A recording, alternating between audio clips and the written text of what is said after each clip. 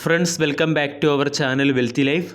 രാജ്യത്തെ ഏറ്റവും വലിയ കോൾ സപ്ലയറും അതുപോലെ തന്നെ കോൾ മാനുഫാക്ചറിംഗ് കമ്പനിയുമായ കോൾ ഇന്ത്യ എന്ന കമ്പനിയുടെ സ്റ്റോക്കിൽ നമ്മൾക്ക് ഇന്നത്തെ ട്രേഡിംഗ് സെഷനിൽ ഏകദേശം 6% പ്രൈസ് ഹൈക്കാണ് കാണാൻ സാധിച്ചത്.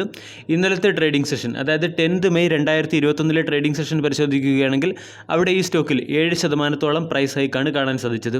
കൂടാതെ ഇന്നലത്തെ ട്രേഡിംഗ് സെഷനിലും ഇന്നത്തെ ട്രേഡിംഗ് സെഷനിലും ഈ സ്റ്റോക്കിൽ നല്ല രീതിയിലുള്ള ഒരു വോളിയം ഡെലിവറിയും കാണാൻ സാധിച്ചു. ഇന്നത്തെ ട്രേഡിംഗ് സെഷനിൽ ഈ സ്റ്റോക്ക് ഏകദേശം 146 രൂപ എന്ന ലെവലിൽ ഓപ്പൺ ചെയ്ത സ്റ്റോക്ക് ഇൻട്രാഡേ ഹൈ ആയിട്ട് 156 എന്ന ലെവലിലേക്ക് എത്തുകയും ഇൻട്രാഡേ ഹൈക്ക് ലെവലിൽ തന്നെയാണ് ഇപ്പോൾ ഈ സ്റ്റോക്ക് ട്രേഡ് ചെയ്യുന്നത്. അതായത് സ്റ്റോക്കിൽ നല്ല രീതിയിലുള്ള ഒരു ബൈയിങ് മൊമെൻറ്റം ഉണ്ട് എന്ന് ക്ലിയർ ആയിട്ട് ഇൻഡിക്കേറ്റ് ചെയ്യുന്ന രീതിയിലുള്ള ഒരു ട്രേഡിംഗ് ആക്ടിവിറ്റിയാണ് നമ്മൾക്ക് കാണാൻ സാധിക്കുന്നത്. കൂടാതെ വോളിയം ഡെലിവറി നോക്കുകയാണെങ്കിൽ 26% എന്ന സ്ട്രോങ് വോളിയം ഡെലിവറിയും കാണാൻ സാധിക്കുന്നു. ഈ അവസരത്തിൽ കോൾ ഇന്ത്യ എന്ന സ്റ്റോക്കിൽ ഇത്രയും നല്ല റാലി വന്നതിൻ്റെ പിന്നിലെ പ്രധാനപ്പെട്ട കാരണങ്ങളും അതുപോലെ തന്നെ സ്റ്റോക്കിന് ബ്രോക്കേഴ്സ് നൽകിയ ടാർഗറ്റിനെ കുറിച്ചും സ്റ്റോക്കിൻ്റെ ടെക്നിക്കൽ അനാലിസിസിനെ കുറിച്ചുമാണ് ഇന്നത്തെ വീഡിയോയിൽ ഉൾപ്പെടുത്തിയിരിക്കുന്നത്. വീഡിയോയിലേക്ക് കടക്കുന്നതിന് മുൻപേ വെൽത്തി ലൈഫ് എന്ന ചാനൽ നിങ്ങൾ ആദ്യമായാണ് വിസിറ്റ് ചെയ്യുന്നതെങ്കിൽ ചാനൽ ദയവായി സബ്സ്ക്രൈബ് ചെയ്യുക for getting instant stock recommendation and regular market update. ചാനലിൻ്റെ സൈഡിൽ നിന്നും സ്വിംഗ് ട്രേഡിന് ആവശ്യമായ അഡീഷണൽ ഇൻസൈറ്റ്സ് ലഭിക്കുന്നതിന് വേണ്ടി ജോയിൻ ബട്ടൺ എന്ന ഓപ്ഷൻ കൺസിഡർ ചെയ്യാവുന്നതാണ്. നോർമലി കോൾ ഇന്ത്യക്ക് കീഴിലുള്ള കോൾ ഫീൽഡുകളുടെ ഈ ഓപ്ഷൻ നടക്കുന്ന സമയത്ത് ഈ ഓപ്ഷൻ പ്രീമിയം വാല്യൂഷനിലേക്ക് എത്തുമ്പോൾ ഈ സ്റ്റോക്കുകളിലെല്ലാം നല്ല രീതിയിലുള്ളൊരു മൊമെൻറ്റം കാണാൻ സാധിക്കാറുണ്ട്. ഇപ്പോഴത്തെ റീസൺ നമ്മൾ പരിശോധിക്കുകയാണെങ്കിൽ ഈ റീസൺ കൂടാതെ എൻ്റയർ കോൾ സെക്ടറിലെ ഡിമാൻഡ് വർദ്ധിച്ചതും കോൾ ഇന്ത്യ പോലുള്ള കമ്പനികളിലെ സ്റ്റോക്ക് പ്രൈസ് വർദ്ധിക്കുന്നതിന് കാരണമായി. അതായത് നമ്മൾ പരിശോധിക്കുകയാണെങ്കിൽ steel sector, aluminium sector, cement sector തുടങ്ങിയ സെക്ടറുകളുടെ പ്രവർത്തനത്തിന് അല്ലെങ്കിൽ ഈ സെക്ടറുകളിലെ പ്രൊഡക്റ്റുകളുടെ റിയലൈസേഷന് കോൾ ഒരു അത്യന്താപേക്ഷിതമായ ഘടകമാണ്. ഈ സെക്ടറിൽ നല്ല രീതിയിലുള്ള ഗ്രോത്ത് ഉണ്ടായിരിക്കുന്നത് കൊണ്ട് കോളിൻ്റെ ഡിമാൻഡ് കൂടുകയും അത് കോൾ ഇന്ത്യ പോലുള്ള കമ്പനികളുടെ സ്റ്റോക്കിൽ പ്രൈസ് മൊമെൻറ്റം ജനറേറ്റ് ചെയ്യുന്നതിന് കാരണമാവുകയും ചെയ്തിട്ടുണ്ട്. അതുകൂടാതെ മറ്റൊരു പ്രധാനപ്പെട്ട റീസൺ നമ്മൾ പരിശോധിക്കുകയാണെങ്കിൽ കൺവെൻഷണൽ തെർമൽ പവർ പ്ലാന്റുകളെല്ലാം ഇപ്പോഴും കോൾ തന്നെയാണ് ഫ്യൂവലായിട്ട് യൂസ് ചെയ്യുന്നത്. ലേറ്റസ്റ്റ് ഫ്യൂവൽ സപ്ലൈ എഗ്രിമെൻറ്റ് നമ്മൾ പരിശോധിക്കുകയാണെങ്കിൽ കോളിൻ്റെ ഇമ്പോർട്ട് കുറച്ചതിന് ശേഷം ഡൊമസ്റ്റിക് കോൾ തന്നെ അതിനൊരു സബ്സ്റ്റിറ്റ്യൂട്ടായി യൂസ് ചെയ്യത്തക്ക രീതിയിലുള്ള ഒരു ഫ്യൂവൽ സപ്ലൈ എഗ്രിമെൻ്റാണ് നമ്മൾക്ക് കാണാൻ സാധിച്ചത്. ഇതും കോൾ ഒരു ഫ്യൂവൽ എന്ന നിലയിൽ അതിൻ്റെ ഡിമാൻഡ് വർദ്ധിപ്പിക്കുകയും കൂടാതെ കോൾ എന്ന സ്റ്റോക്കിൽ നല്ല രീതിയിലുള്ള ഒരു പ്രൈസ് മൊമെൻറ്റം ജനറേറ്റ് ചെയ്യുകയും ചെയ്തിട്ടുണ്ട്.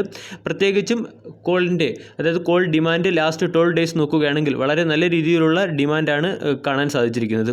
ഇനി കോൾ സെക്ടർ നമ്മൾ long time point of view നോക്കുകയാണെങ്കിൽ അത്ര ബെറ്റർ പൊസിഷനിലല്ല എന്ന് തന്നെയായിരിക്കും മനസ്സിലാക്കാൻ സാധിക്കുന്നത്. പ്രത്യേകിച്ചും കോൾ ഇന്ത്യ എന്ന കമ്പനിയുടെ പ്രൊഡക്ഷൻ ടാർഗറ്റ് റിലേറ്റഡ് ആയിട്ടുള്ള ഡേറ്റ നമ്മൾ പരിശോധിക്കുകയാണെങ്കിൽ 2021 ഫിനാൻഷ്യൽ ഇയറിൽ ഈ കമ്പനിയുടെ പ്രൊഡക്ഷൻ ടാർഗറ്റായിട്ട് എയിം ചെയ്തിരുന്നത് 660 മില്യൺ ടൺ കോളായിരുന്നു. പക്ഷേ കമ്പനി ആകെ അച്ചീവ് ചെയ്തത് 596 മില്യൺ ടണ്ണാണ്. അതായത് ഏകദേശം 1% പ്രൊഡക്ഷനിൽ ഡിക്ലൈൻ ആയിട്ടുണ്ട്. ഇനി സെയിൽസ് നമ്മൾ നോക്കുകയാണെങ്കിൽ സെയിൽസ് ഇയർ ഓൺ ഇയറിൽ 1.3% ഡിക്ലൈനായി 574 മില്യൺ ടണ്ണിൻ്റെ സെയിൽസ് മാത്രമേ നമ്മൾക്ക് കാണാൻ സാധിച്ചിരുന്നുള്ളൂ.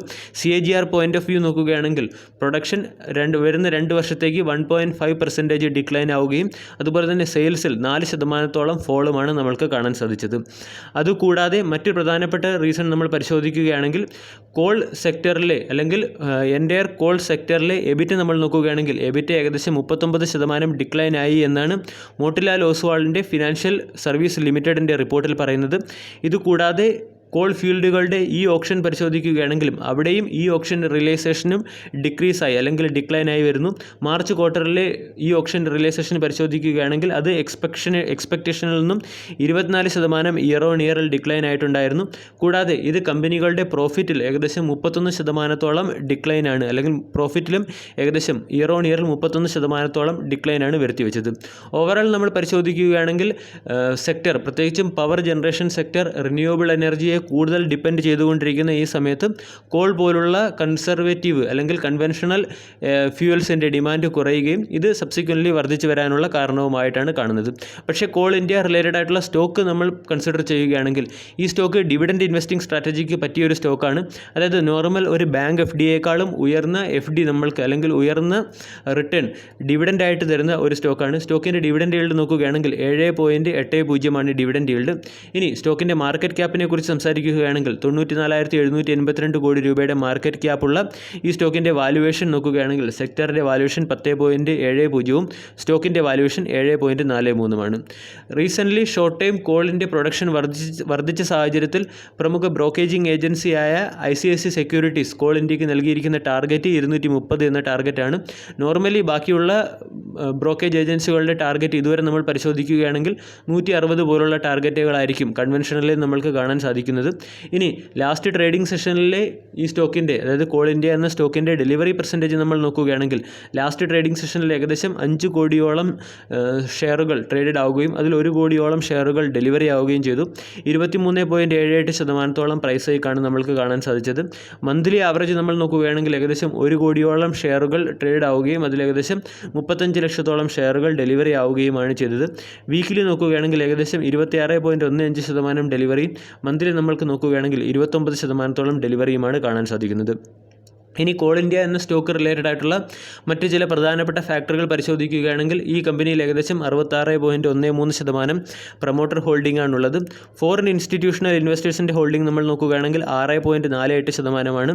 അതായത് 2020 മാർച്ച് മാസത്തിൽ ഈ കമ്പനിയിൽ ഫോറിൻ ഇൻസ്റ്റിറ്റ്യൂഷണൽ ഇൻവെസ്റ്റേഴ്സിൻ്റെ ഹോൾഡിംഗ് 8.2% ഉണ്ടായിരുന്നു. ഗ്രാജുവലി ഫോറിൻ ഇൻസ്റ്റിറ്റ്യൂഷണൽ ഇൻവെസ്റ്റേഴ്സ് അവരുടെ ഹോൾഡിംഗ് ഡിക്ലൈൻ ചെയ്ത് വരുന്നതായിട്ട് കാണാൻ സാധിക്കും. ഡൊമസ്റ്റിക് ഇൻസ്റ്റിറ്റ്യൂഷണൽ ഇൻവെസ്റ്റേഴ്സിൻ്റെ ഹോൾഡിംഗ് നോക്കുകയാണെങ്കിൽ അവിടെ ഒരു കൺസോൾട്ടേഷൻ ഫേസ് അല്ലെങ്കിൽ ഒരു കോൺസ്റ്റൻ്റ് ആയിട്ട് ഡൊമസ്റ്റിക് ഇൻസ്റ്റിറ്റ്യൂഷണൽ ഇൻവെസ്റ്റേഴ്സ് അതിൽ മെയിൻറ്റെയിൻ ചെയ്തു പോകുന്നു എന്നാണ് കാണാൻ സാധിക്കുന്നത്. ഡൊമസ്റ്റിക് ഇൻസ്റ്റിറ്റ്യൂഷണൽ ഇൻവെസ്റ്റേഴ്സ് ഏകദേശം 22% ഹോൾഡിംഗ് ആണ് ഈ കമ്പനിയിലുള്ളത്. അതുപോലെ തന്നെ പബ്ലിക് ഹോൾഡിംഗ് നമ്മൾ നോക്കുകയാണെങ്കിൽ ഇയർ ഓൺ ഇയറിൽ പബ്ലിക് ഹോൾഡിംഗ് നല്ല രീതിയിൽ വർദ്ധിച്ചു വരുന്നു എന്നുള്ളത് കാണാൻ സാധിക്കും. ഏകദേശം 5.45% പബ്ലിക് ഹോൾഡിംഗ് ആണ് കാണാൻ സാധിച്ചിരിക്കുന്നത്. അതായത് 2020 മാർച്ച് ക്വാർട്ടറിൽ ഈ കമ്പനിയിലെ പബ്ലിക് ഹോൾഡിംഗ് അറൗണ്ട് 3% ആയിരുന്നു. ഇപ്പോൾ അത് 5.45% ആയി ഉയർന്നിട്ടുണ്ട്. ലാസ്റ്റ് ക്വാർട്ടറിലെ ചേഞ്ചസ് നമ്മൾ നോക്കുകയാണെങ്കിൽ മ്യൂച്വൽ ഫണ്ടുകൾ എല്ലാം അവരുടെ ഹോൾഡിംഗ് 9.46% നിന്നും 9.34% ഡിക്ലൈൻ ചെയ്തിട്ടുണ്ട്. കൂടാതെ ഫോറിൻ ഇൻസ്റ്റിറ്റ്യൂഷണൽ ഇൻവെസ്റ്റേഴ്സ് അവരുടെ ഹോൾഡിങ്ങിൽ ഒരു മൈനർ ട്രിം ആണ് വരുത്തിയിരിക്കുന്നത്. അതായത് 6.50% നിന്നും 6.48% എന്ന രീതിയിലുള്ള ഒരു മൈനർ ട്രിം ആണ് വരുത്തിയിരിക്കുന്നത്. ഇനി നമ്മൾക്ക് സ്റ്റോക്കിൻ്റെ ടെക്നിക്കൽ അനാലിസിസിലേക്ക് കടക്കാം. ഇനി കോൾ ഇന്ത്യ എന്ന സ്റ്റോക്കിലെ ഇൻവെസ്റ്റിംഗ് ഓപ്പർച്യൂണിറ്റിയെക്കുറിച്ച് സംസാരിക്കാം. Normally dividend investing point of view ഒരുപാട് പോർട്ട്ഫോളിയോയിൽ കണ്ടുവരുന്ന ഒരു സ്റ്റോക്കാണ് കോൾ ഇന്ത്യ എന്ന സ്റ്റോക്ക്. അതിൻ്റെ പ്രധാനപ്പെട്ട റീസൺ നമ്മൾ ആൾറെഡി ഡിസ്കസ് ചെയ്ത് കഴിഞ്ഞു. അതായത് ബാങ്ക് FDയേക്കാൾ ഉയർന്ന ഡിവിഡൻഡ് തന്നെയാണ് ഈ കമ്പനി നൽകുന്നത്. സ്റ്റോക്കിൻ്റെ 1 ഡേ ചാർട്ട് അനാലിസിസിലേക്ക് പോവുകയാണെങ്കിൽ സ്റ്റോക്കിൻ്റെ പ്രധാനപ്പെട്ട സപ്പോർട്ട് ആൻഡ് റെസിസ്റ്റൻസ് നമ്മൾക്ക് മനസ്സിലാകും. നിയർ ടൈം റെസിസ്റ്റൻസ് നമ്മൾ നോക്കുകയാണെങ്കിൽ 155 രൂപ 160 രൂപ റേഞ്ചാണ് സ്റ്റോക്കിൻ്റെ നിയർ ടൈം റെസിസ്റ്റൻസും. സ്റ്റോക്കിൻ്റെ ഏറ്റവും പ്രധാനപ്പെട്ട സപ്പോർട്ടായിട്ട് ഇവിടെ കാണാൻ സാധിക്കുന്നത് 125 രൂപ എന്ന ലെവലാണ്. അതായത് 2021 ഫെബ്രുവരി മാസത്തിലും അതുപോലെ തന്നെ 2021 ഏപ്രിൽ മാസത്തിൻ്റെ മിഡിലുമൊക്കെ സ്റ്റോക്ക് ഈ 125 രൂപ എന്ന ലെവലിൽ വന്ന് സപ്പോർട്ട് എടുത്തതാണ്. അതിന് മുൻപേ ഉള്ള പീരീഡ് നോക്കുകയാണെങ്കിൽ 2020 ഈ സ്റ്റോക്ക് പല സമയത്ത് 125 രൂപ എന്ന ലെവലിൽ ഒന്ന് സപ്പോർട്ട് എടുത്തതാണ്. അതായത് 125 രൂപ എന്ന ലെവൽ ഈ സ്റ്റോക്കിൻ്റെ ഒരു സ്ട്രോങ് ഡിമാൻഡ് സോണായിട്ട് തന്നെ നമ്മൾക്ക് കാണാൻ സാധിക്കും. ഇപ്പോഴത്തെ സിറ്റുവേഷൻ നമ്മൾ പരിശോധിക്കുകയാണെങ്കിൽ ഇപ്പോൾ ഈ സ്റ്റോക്കിൽ നല്ല രീതിയിലുള്ള ബുള്ളിഷ് മാരോബസു ക്യാൻഡിലുകൾ തന്നെയാണ് ഫോം ചെയ്തിരിക്കുന്നത്.